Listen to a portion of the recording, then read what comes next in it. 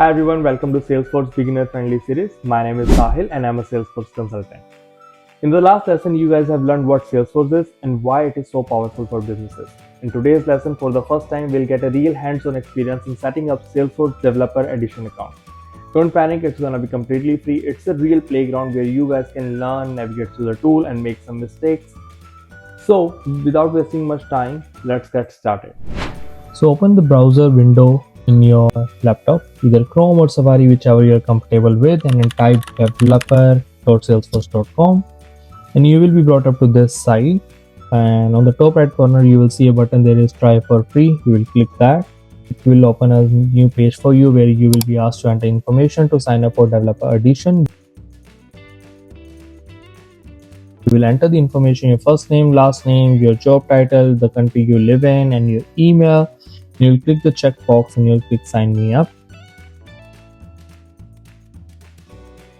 So once you have successfully signed up, you will receive an email from Salesforce which will contain a link to reset password and also a link to login once you have successfully reset password, and the email would contain your username as well.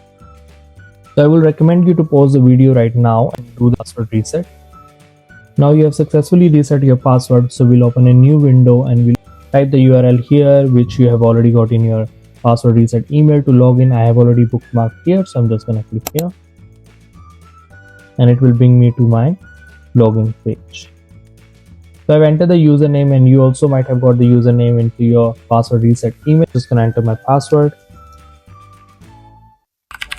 and I click login.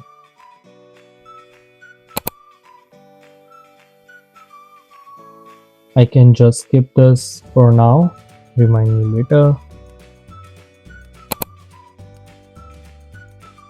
And this is Salesforce dashboard. That's it. You have successfully set up your Salesforce Developer org.